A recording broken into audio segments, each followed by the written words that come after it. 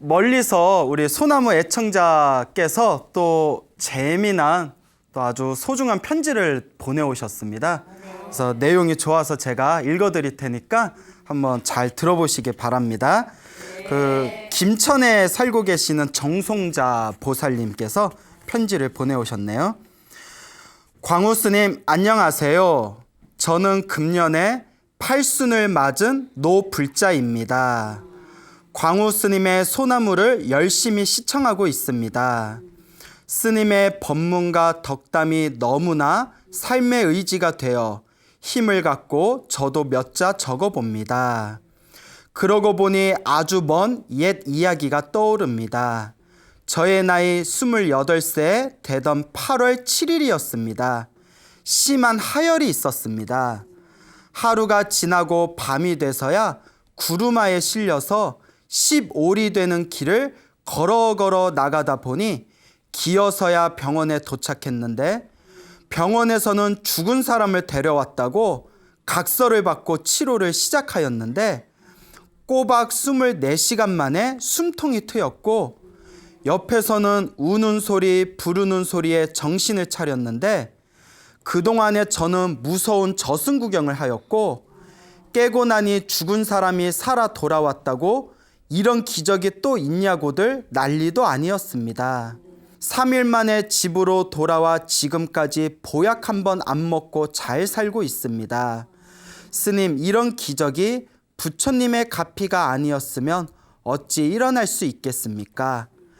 43살 때에는 서울에 일을 다니는데 두 다리를 못 써 앉지도 서지도 못하였는데 너무나 아프고 참담하여 며칠 동안을 관세음보살만 찾으면서 눈물, 콧물을 쏟아붓고 죽기를 작정하고 외쳤습니다. 절에 갈 형편이 못되어 살려달라고 울다가 잠이 들었는데 돌아가신 친정어머니가 오셨습니다. 어머니께 말씀드렸습니다. 저는 아직 살아야 한다면서 펑펑 울었는데 바카스병만한 약을 하나 주시면서 이걸 먹어라 하시기에 약을 받아 먹고 어머니를 부르며 울부짖다 깨어났는데 온몸이 땀으로 흠뻑 젖었고 어머니는 온데간데 안 보였습니다. 그 길로 다리가 가벼워서 앉았다 일어섰다 하면서 일어서게 되었습니다. 신기한 일이었습니다. 어느 스님이 말씀하시길 어머니가 아니고 약사 보살님이 주신 감로수를 아시면서 불심이 지극하다고 말씀하셨습니다. 여기서 절이 멀어 자주 가지는 못하지만 집에서나마 지장경 독경을 매일 저녁에 3시간 동안 시행하고 있습니다. 몇 해 전 2014년 11월 20일 집 앞에서 교통사고가 났었는데 차의 앞바퀴가 제 등을 쳐서 쓰러지고 뒷바퀴가 왼쪽 다리 사이를 스쳤는데 비명을 지르며 옥상에 빨래를 널고 있던 손녀가 뛰어내려와 저를 차에 싣고 병원 응급실로 갔습니다. 검사를 해보니 뼈에는 이상이 없고 시커먼 멍만 들어서 15일 만에 퇴원을 하고 지금까지 건강한 모습으로 살고 있습니다. 한의원에서는 신기한 일이라며 세상에 이런 일에 나가보라고 말씀하십니다. 이런 모든 일들이 부처님의 가피가 아닙니까? 저는 제게 일어난 이런 기적들을 많은 사람에게 알리면서 부처님의 가피 속에서 살 수 있도록 노력하고 있습니다. 인자하신 부처님께 감사하고 싶습니다. 저의 아이들 물론 다 커서 이젠 함께 노년을 맞고 있지만 잘 살고 있습니다. 큰아들이 2017년 큰 공장을 하게 되었습니다. 참으로 감사합니다. 스님, 제 이야기 끝까지 들어주셔서 감사합니다. 작은아마 ARS에도 참여하고 있습니다.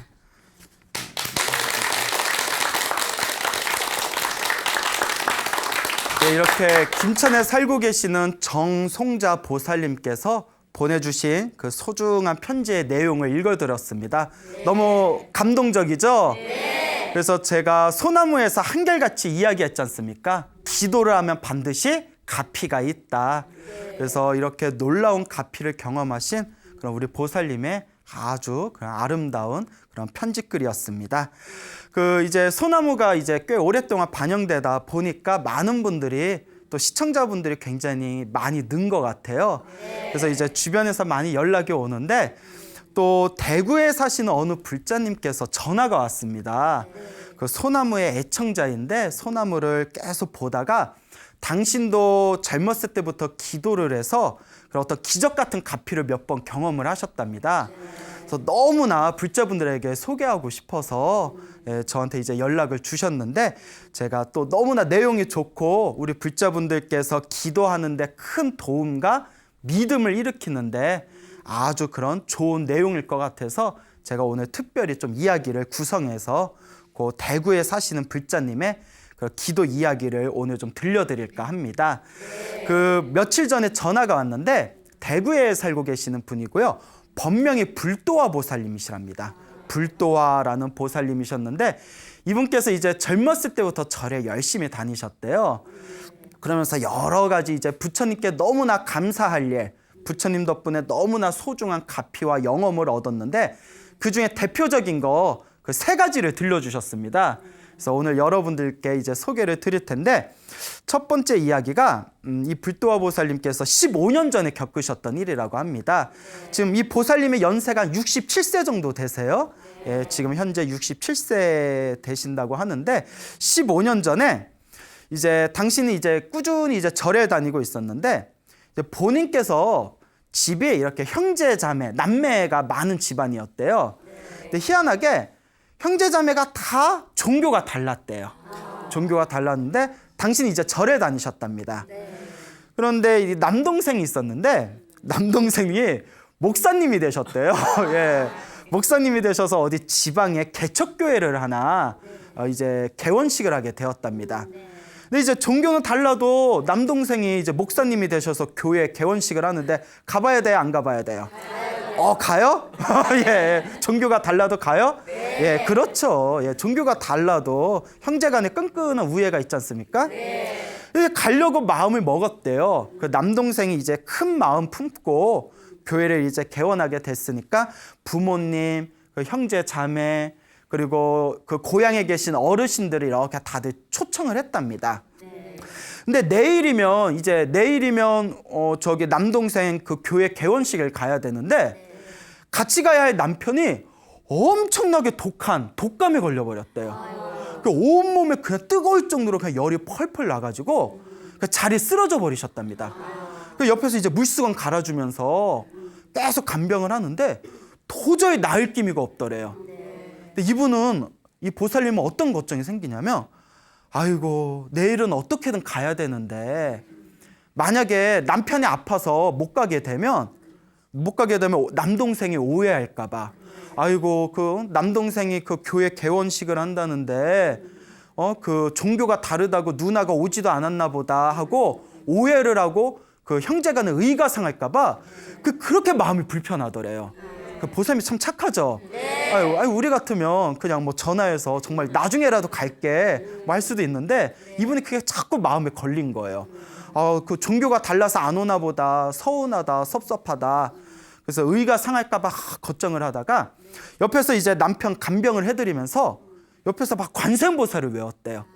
그 마음으로 관세음보살님 제가 내일 꼭 가봐야 됩니다. 남편하고 함께 가야 됩니다. 만약에 내일 남동생 교회 개원식에 가지 않아서 남동생이 서운해하고 섭섭해해서 의의가 상한다면 이건 절대 이게 제 마음이 편안하지 못합니다. 제발 도와주세요 하고 관세음보살 기도를 막 했대요. 관세음보살이면 그래 너 교회 가 막 이러면서 이렇게 뿅 하고 낫게 해주시려나? 어쨌거나 막 간절하게 기도를 했답니다. 관세음보살 하다가 하염없이 남편 옆에서 관세음보살 부르다가 깜빡 졸았대요. 깜빡 졸았는데 비몽사몽에 지장보살님이 쓱 들어오시더래요. 근데 재밌는 게 관세음보살 불렀는데 누가 들어오셨다? 지장보살. 그러니까 관세음보살 부르든 지장보살 부르든 결국 하나로 다 통합니다. 예. 관세음보살을 불렀는데 관세음보살님이 바쁘셨나 봐요. 어디 출장 가셨나 봐. 그래서 대신 누가 왔어요? 지장보살님이 방에 관세음보살 마음 부탁했겠죠. 저 누가 나 부르는데 지정보살님이 대신 가줄 수 있어? 이러면 알겠어, 오늘 내가 대신 한탕 뛸게 막 이러면서 이것도 이제 지정보살님이 다음에 나 바쁠 때 도와줘야 돼. 하여튼 지정보살님이 방에 쓱 들어오셨답니다. 그리고 누워있는 남편의 얼굴을 머리를 이렇게 쓰다듬어 주시더래요. 싹 쓰다듬어 주는 그런 꿈을 딱 꾸면서 잠에서 딱 깼대요. 그래서 어머 신기하다, 뭔가 하고 남편을 봤는데 남편이 아직은 안 일어났고 아우 급하다 성격. 열이 쑥 내려가더래요. 열이 쑥 내려가고 아침에 아무렇지도 않게 일어나더래요. 아무렇지도 않게 일어나서 남편도 놀라고 부인도 놀라고, 그래서 여보 괜찮아요? 몸이 개운하다고. 개운해. 그러니까 하루 만에 그렇게 싹 나을 리가 없잖아요. 그래서 아무렇지도 않게 가족들하고 그 남동생 교회 개원식을 갔다 왔다고 합니다. 그러니까 참 우리 관세음보살님, 지장보살님이 호인이야. 그 남동생 교회에 개원식 가야 된다고. 아니 막말로 절에 가는 것도 아니고 교회 간다는데 교회 가게 좀 낫게 해주세요 하는데, 그러니까 관세음보살님이, 지정보살님이 교회 가야 된다는데 빨리 보내줘야지 하면서, 그래서 이렇게 우리 불보살님의 자비심은 헤아릴 수가 없구나, 한량이 없구나 라는 것을 이제 또 우리가 생각해 볼 필요가 있습니다. 그래서 그 보살님도 지금 생각해도 되게 신기하게 생각을 한답니다. 자, 그리고 또 이제 두 번째 경험이 있었는데 약 8년 전쯤의 일이었다고 합니다. 당신께서 잠깐 그 병원에 치매병동이 있었대요. 그 큰 병원에 치매병동이 있었는데 치매병동에서 간병 일을 잠깐 하셨답니다. 그 치매병동에서 간병을 하셨는데 그 치매병동에 4사람이 한 팀을 이뤘대요.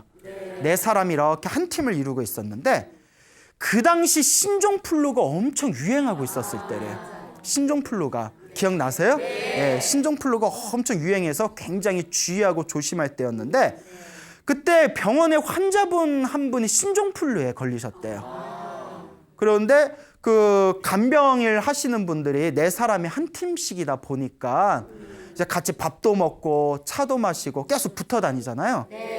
그 4사람 중에 한 분이 갑자기 몸에 엄청나게 열이 올랐대요. 병원에서 급하게 이렇게 검사를 해보더니 이제 그 집으로 빨리 퇴근해라. 집으로 돌아가고 집에서 치료받고 몸이 완전히 나을 때까지 오지 말아라. 그렇잖아요. 노인분들한테 옮기면 큰일 나잖아요. 그래서 보내버렸대요. 간병 4사람 중에 한 분을 보냈는데 연달아서 2명이 또 몸에서 열이 나더래요. 그래서 또 병원에서 다급하니까 또 이렇게 검사해보고 빨리 퇴근해라. 그리고 병원에 와라, 오지 말아라. 오지 말아라. 다 일주일이건 열흘이건 다 완전히 완쾌될 때까지 오지 말고 치료 잘 받아라. 그리고 또 이제 2명을 또 보내버렸대요. 그 4사람 중에 몇 명이 빠져요? 3명이 빠져버렸잖아요. 그 혼자 남으셨대요. 혼자 남았는데 이제 다른 곳에서 이제 다른 분들이 지원을 오셨는데 딱 걱정되는 게 거기에 치매병동이잖아요. 그러니까 한 분 한 분 다 주의사항이 있는 거예요. 그러니까 그분들하고 오랫동안 생활했던 분들이 그 치매 노인분들 하나하나 주의사항을 다 알고 있을 거 아니에요. 그런데 그 4명 중에서 3명이 나가고 딱 드는 걱정이 자기마저 없으면 이분들을 누가 돌보냐. 그냥 노인분들, 정신이 온전하신 노인분들이면 뭐 해달라, 뭐 해주면 된다, 나한테 뭐 갖다 주면 된다 하면 그거 다 알지만 치매 환자분들은 정신이 좀 온전하진 않잖아요. 너무 걱정이 되더래요. 이거 나까지 몸에 열이 나고 신종플루 걸려버리면 나까지 이거 퇴근해버리면 이거 치매 노인분들 이거 누가 돌보나, 이거 어떡하나, 나마저 없으면 엄청 힘들고 불편하실 텐데. 그리고 마음으로 계속 관세음보살을 불렀대요. 관세음보살님, 제가 아프면 우리 노인분들 힘듭니다. 불편해집니다. 괴롭습니다. 그 제발 저 좀 몸 안 아프게 해주셔야 됩니다 하고 마음속으로 관세음보살을 하염없이 불렀대요. 그러니까 마음이 좀 착하시죠? 그러니까 저 안 아프게 해주세요가 아니라 내가 아프면 저분들이 힘듭니다. 그러니까 제가 몸이 안 아프게 해주세요. 이렇게 똑같은 마음인데도 좀 다른 어떤 자비심이 느껴지죠? 그래서 하염없이 그냥 관세음보살을 속으로 부르다가 그날 집에 오셨대요. 집에 딱 오셔서 이제 깨끗이 씻고 집에 딱 이렇게 방에 누워가지고 관세음보살을 부르면서 마음으로 이렇게 생각하셨대요. 관세음보살님, 제가 몸이 아프고 병원에 가서 제가 간병일을 하지 못하면 우리 남아 계시는 우리 할머니, 할아버지, 노인분들이 힘들고 괴로워집니다. 불편해집니다.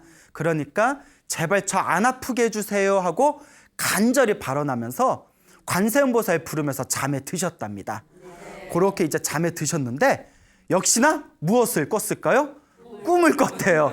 자, 그 꿈을 꿨는데 어떤 꿈을 꿨냐면 자기 이제 꿈속에서 이렇게 자기 모습이 보이면서 어떤 사람이 쓱 오더랍니다. 어떤 사람이 쓱 오더니 주사기를 가져오더래요. 주사기를 가져와서 자신의 왼쪽 복숭아뼈 있죠? 아직도 생생하게 기억한대요. 왼쪽 복숭아뼈에서 10cm 위에 주사기를 싹 찔러버리더래요. 주사기를 쫙 찌르고 주사기를 뺐는데 주사를 맞은 그 자리에서 하얀 생크림 같은 게 뽀글뽀글뽀글하고 올라오더래요. 아주 생생하게 하얀 생크림이 뽀글뽀글뽀글하고 올라오고 그 다음에 또 왼쪽 팔뚝에다가 또 주사를 놓더래요. 예, 확인 사살이죠. 예?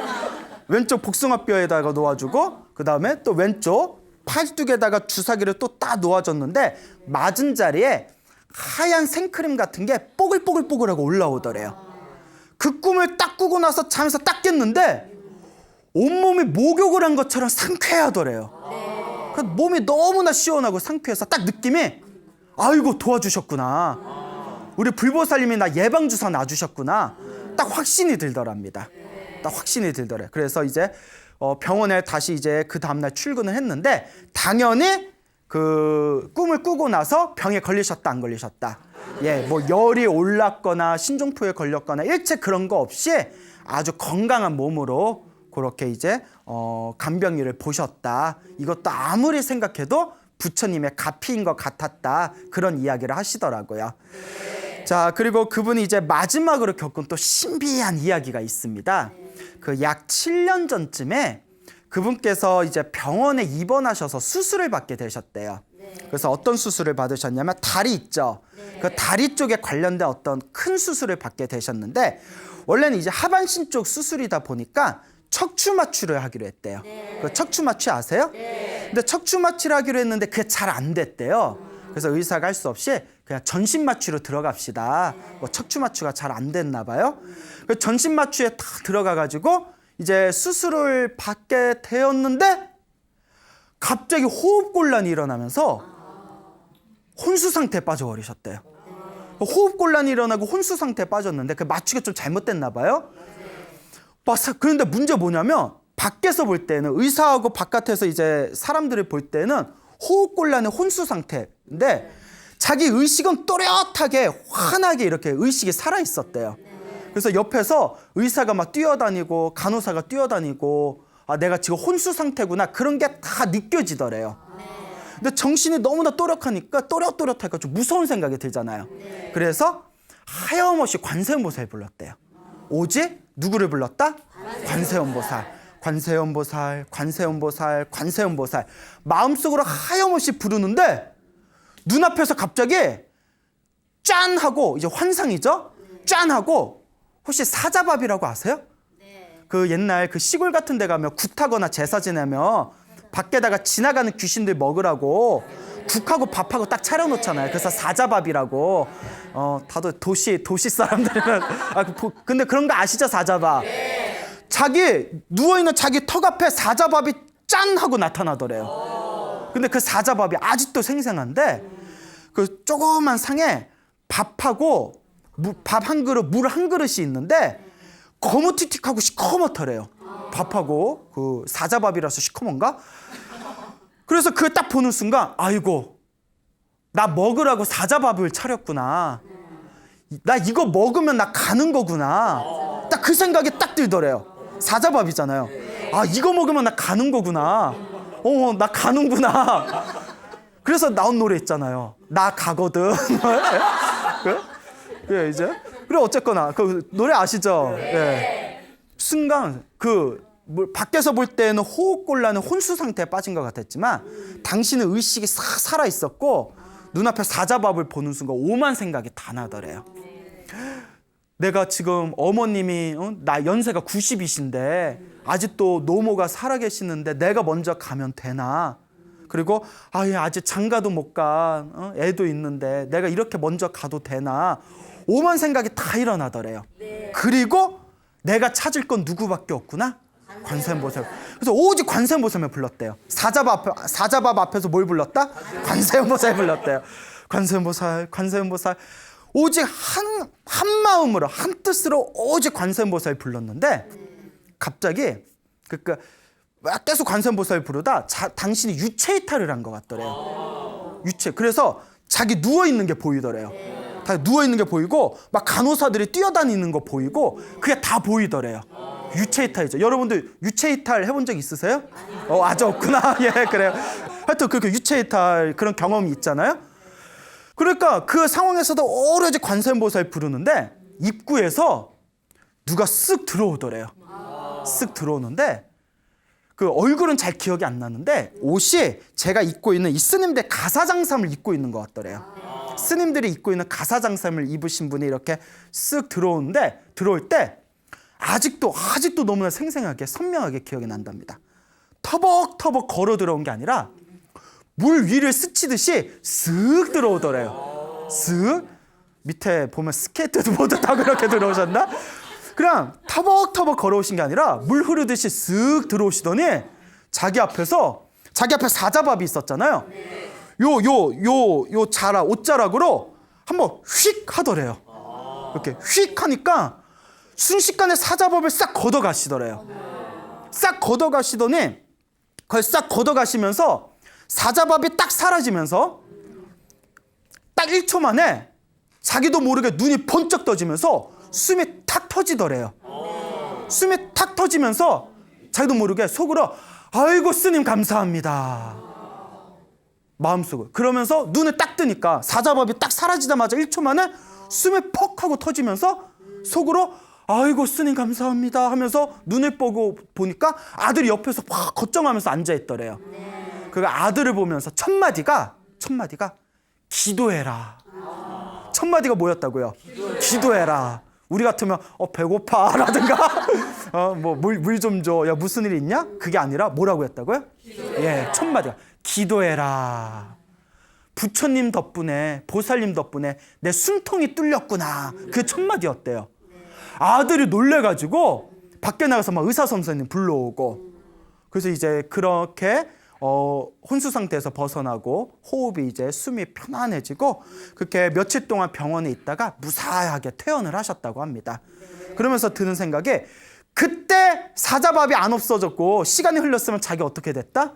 예, 이제 저승길 가는 거였는데 그때 간절하게 관세음보살 불렀을 때 이렇게 가사장삼을 입으신 스님이 물 위를 싹 스치듯이 들어오시더니 순식간에 사자밥을 걷어가시고 자기가 숨이 쏙 트이면서 눈이 번쩍 떠졌답니다. 그런데 아직도 신기한 게 그때 의사들은 호흡곤란에 혼수 상태라고 진단했는데 의식은 환한 전등처럼 깨어 있었대요. 환하게 전등처럼 깨어 있었다. 그런 이야기를 하시더라고요. 그래서 이분께서 전화 통화를 하면서 지금까지도 너무나 부처님과 보살님께 감사한 마음으로 살고 있다고 그래서 지금도 기도를 열심히 하고 계신답니다. 그러니까 여러분 우리가 힘들고 괴로울 때 답답할 때 주저하지 말고 누구를 불러라? 예, 관세음보살 부르든 지장보살을 부르든 무슨 기도를 하든 여러분들의 간절하게 불법을 믿고 의지한다면 불보살님의 가피가 여러분들과 함께 하실 겁니다. 알겠죠? 그러니까 기도하세요, 여러분. 자, 이렇게 대구에 계시는 그 불도화 보살님의 어떤 체험담이 되겠습니다. 그리고 또 얼마 전에 또 전화가 왔는데요. 며칠 전에 그 강원도의 홍천, 강원도 홍천 아세요? 네. 강원도 홍천에서 살고 계시는 그 윤순옥 보살님께 전화가 왔었습니다. 요 보살님께서 또 소나무의 엄청난 애청자시래요. 네, 이분께서도 지금 이제 연세가 한 80 한 중반 정도 되셨다는데 평생을 이렇게 기도하면서 살아오셨답니다. 평생을 이제 기도하면서 살아오셨던 분인데 이분께서 이제 하시는 말씀이 정말 스님이 제가 들어도 너무나 감동적인 아주 좋은 이야기를 들려주셨어요. 이분께서 36살에 남편을 잃으셨답니다. 사실 지금 36살이면 엄청 젊은 거잖아요, 여자가. 뭐 옛날에는 옛날 그 드라마 불과 20년 전 드라마나 하더라도 그 여자 주인공이 30이 넘어가면 여자가 30 넘어갔으니 어느 남자가 데려가겠냐 막 이런 대사가 나오고 했거든요. 지금은 36도 지금 젊다 그러잖아요. 요새 그래요. 어느 우리 신도부님 따님이 있는데 따님이 그 신도분이 제 딸이 결혼을 안 해서 걱정이에요. 이래서 몇 살인데요? 33살이야. 아직 젊은데 뭐가 걱정이에요. 요새 그런 시대이겠잖아요. 근데 그렇게 젊은 나이에 그 당시에는 이제 뭐 36살이 젊다고 생각은 안 되겠지만 36살에 이제 남편을 잃으셨대요. 그리고 혼자서 그렇게 아이들 뒷바라지를 하면서 그래서 결혼하기 전에는 절을 그렇게 자주 못 다녔답니다. 그러니까 남편을 잃고 나서 이제 마음의 의지처도 필요하고 그래서 그 뒤로 절에 열심히 다니면서 기도를 많이 하셨답니다. 근데 약 30년 전쯤에 친정어머니께서 92살에 세상을 떠나셨대요. 아주 장수하신 거죠. 92살에 이제 세상을 떠나셨는데 그 어머니께서 세상을 떠나시고 나서 그 어머니 생각만 하면 그렇게 슬프고 울적하더래요. 그래서 어머니를 위해서 기도를 엄청 많이 해드렸답니다. 막 나무 아미타불도 연불하고 관세음보살도 연불하고 지장보살도 연불하고 독경도 해드리고 그렇게 기도를 많이 해드렸는데 그렇게 이제 기도를 하면서 항상 어머니가 좋은 곳에 태어나고 천도되어지기를 그렇게 기도를 올리게 됩니다. 근데 어느 날 꿈을 꿨대요. 어느 날 꿈을 꿨는데 꿈에 자기가 어떤 집이 보이더래요. 이렇게 집이 보이더니 그 집에 이렇게 들어가니까 그 집안에 이렇게 짐승 새끼가 하나 이렇게 있더래요. 짐승 새끼가 하나 있는데 머리에 이렇게 뿔이 나 있더래요. 지금 뭐 유니콘인가? 하여튼 짐승 새끼가 있는데 이렇게 뿔이 났는데 코뿔 써? 근데 딱 그 짐승 새끼를 보는 순간 자기도 모르게 아이고 어머니 소리가 나오더래요. 꿈속에서 어머니 어쩌다가 이런 몸을 받으셨어요. 어머니 하고 있는데 너무나 가슴이 아파서 그 짐승 새끼를 보면서 합장을 하고 하염없이 연부를 했대요. 하염없이 연부를 했는데 연부를 하다가 그 짐승 새끼가 짠 하고 어머니로 변하더래요. 화난 모습으로 변하더래요. 갑자기 어머니가 화난 모습으로 변하더니 그 옆에 이렇게 가족들이 있었대요. 그래서 가족들하고 이렇게 대화를 하더랍니다. 가족들하고 대화를 하는데 꿈속에서 가만히 있다가 그 보살님께서 어머니 근데 왜 저한테는 말을 안 거세요? 이랬대요. 그러니까 어머니가 이렇게 미소를 지으면서 너는 나중에 할 말이 많다. 나중에 너한테 해줄 말이 많다. 그러면서 잘 있어라 하면서 작별 인사를 하면서 세상에서 볼 수 없는 아주 그냥 밝고 아주 그냥 아름다운 그런 옷을 입고 저 하늘로 싹 사라지는 꿈을 꾸셨대요. 그 우리말로 하면 천도죠, 천도. 그 꿈을 딱 깨고 나서 딱 눈을 뜨고 나서 어머니가 좋은 곳으로 가셨구나. 천도가 되셨구나. 라는 게 딱 느껴지더랍니다. 그래서 그 뒤로는 전에는 어머니 생각을 하면 그렇게 슬프고 울적한 느낌이 들었는데 그 꿈을 꾸고 나서는 아무리 어머니 생각을 해도 하나도 기분이 슬프지가 않더래요. 그래서 우리 어머니가 좋은 곳에 태어나셨구나라는 그런 확신을 얻으셨다고 합니다. 이게 바로 영가천도가 되겠죠. 그러니까 여러분들께서도 여러분들 소중한 분들, 뭐 부모님이 될 수도 있고 여러분들 주변에 소중한 분들이 먼저 세상을 떠난 분들이 계시다면 그분들을 위해서 간절하게 기도를 해주면 그 공덕이 그분들에게 분명히 영향을 미칩니다.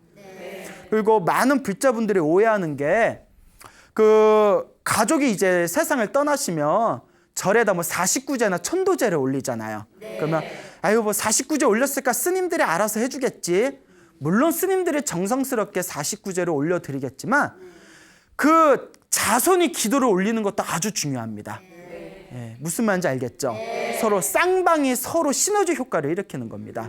그러니까 스님이 알아서 해주겠지 하고 그냥 다 맡겨버리지 말고 정말 영가천도를 발언하는 분들이 있다면 가족분들이 돌아가신 분을 위해서 또 간절하게 기도를 해줄 수 있어야 된다라는 것을 명심하시기 바랍니다. 그 보살님이 이제 그 뒤로 열심히 이제 기도를 하시는데 또 이제 한 가지 신기한 게 당신이 이렇게 아이들이 여러 명 있는데 그러니까 아이들이 이렇게 자라다 보면 몸이 아플 때가 있잖아요. 네. 몸이 아프고 할 때 그 아이들이 몸이 아파서 몸져 누워 있으면 아이들 이렇게 배나 가슴 위에 손을 올려놓고 간절하게 염불을 하신대요.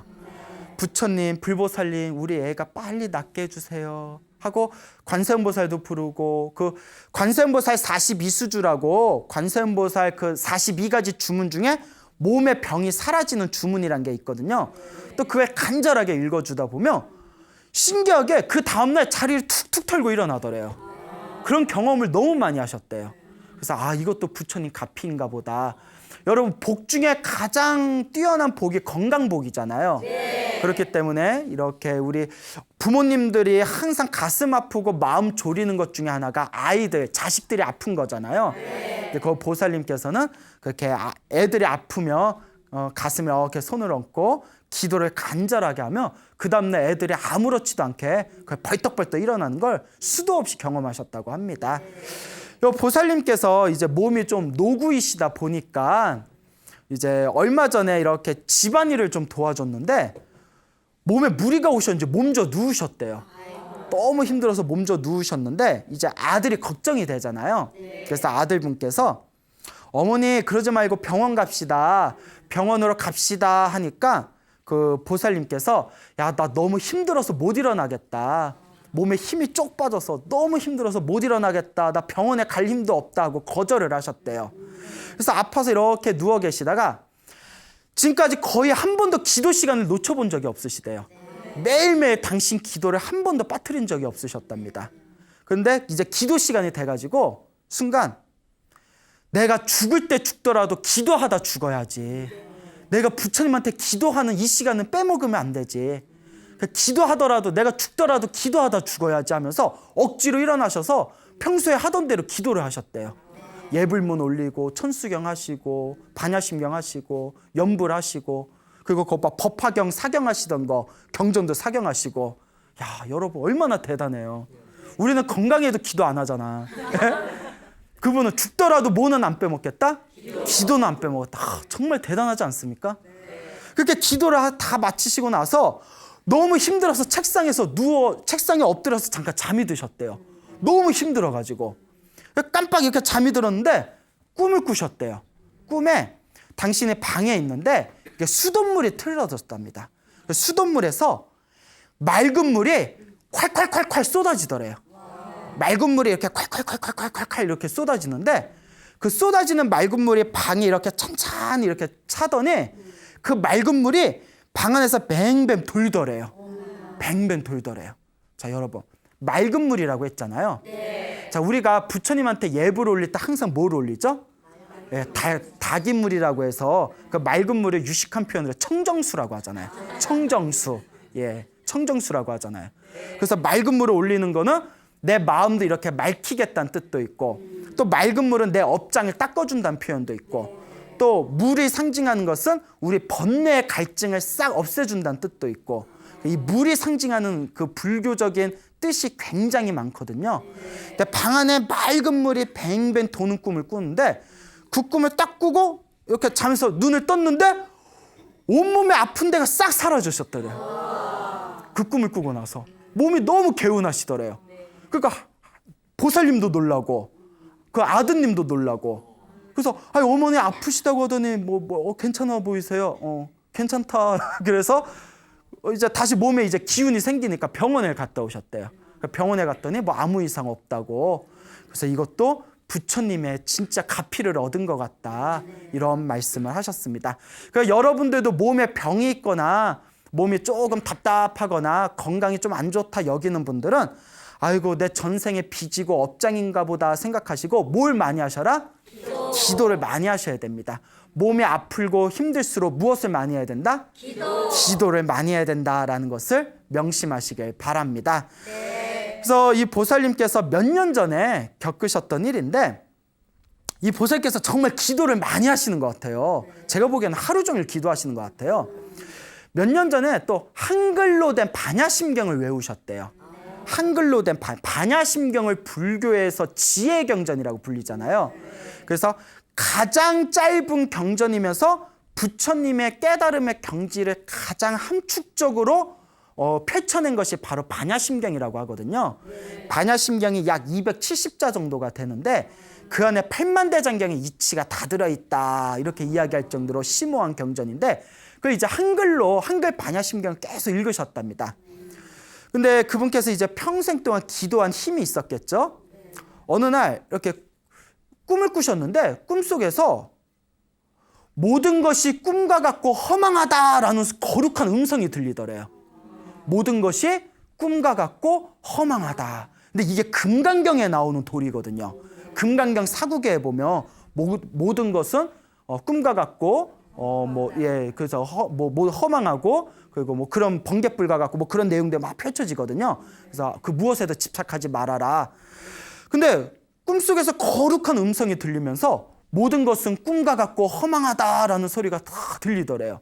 그래서 눈앞에 하얀 산이 싹 보이더랍니다. 하얀 산이 싹 보이면서 그 산 안에서 중생들이 살고 있는 사바세계 모습이 막 펼쳐지더래요. 그 중생들이 살고 있는 사바세계 모습이 다 이렇게 그 꿈속에서 보이면서 그 거룩한 음성이 들리면서 저 중생들이 살고 있는 저 사바세계의 모습은 꿈과 같고 허망하다. 그런 가르침이 싹 꿈속에서 펼쳐지더랍니다. 너무너무 막 기쁨과 환희심이 막 가슴에서 막 복받쳐 오르면서 이제야 부처님이 나에게 직접 법문을 해주시는구나. 이게 지금 부처님께서 나에게 직접 법문을 해주시고 계시는구나 하는 막 가슴에서 엄청난 기쁨이 막 터져 나오더랍니다. 그렇게 막 기쁨 속에서 그렇게 꿈을 꾸고 나서 꿈에서 깼는데 그 꿈을 꾸고 나서 전에는 아무리 스님들 법문을 들어도 무슨 뜻인 줄 몰랐대요.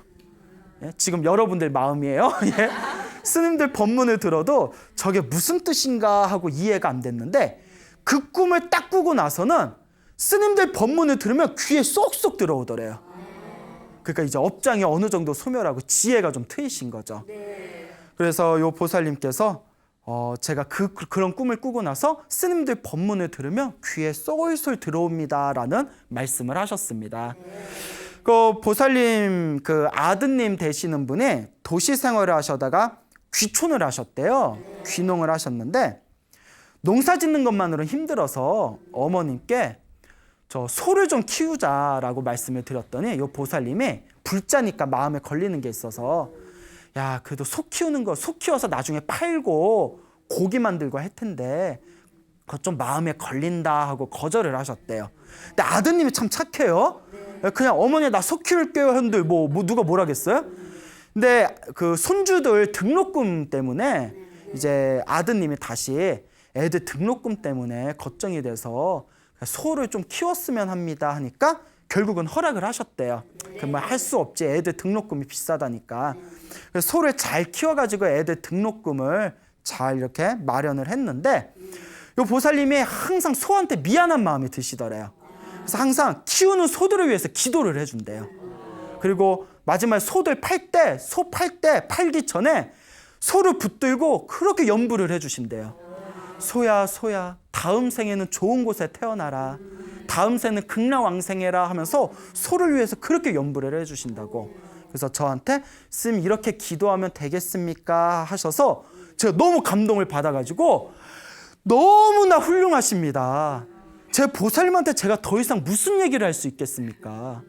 너무나 훌륭하십니다. 지금처럼만 하십시오. 보살님 이번 생에 기도해서 업장 소멸하고 보살님께서 이번 생에 지으신 복으로 다음 생에는 더 좋은 몸을 얻게 되실 겁니다.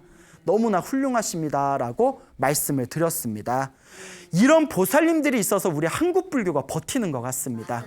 그러니까 우리 불자님들께서도 이런 좋은 얘기 듣고 한 귀로 흘리지만 말고 기도를 많이 하시기 바랍니다. 기도해서 업장을 소멸하고 기도하고 업장을 소멸하면서 복을 짓는 것, 이게 바로 불법의 가장 중요한 첫걸음이라는 것을 명심하시기 바랍니다. 여러분 행복해지고 싶습니까? 네. 행복한 삶을 창조하고 싶습니까? 네. 복을 지으십시오. 선업을 지으십시오. 공덕을 쌓으십시오. 복과 선업과 공덕의 힘이 여러분들을 진정한 행복의 길로 이끌어 줄 것입니다. 여기서 마치겠습니다. 소중한 나 무한 행복.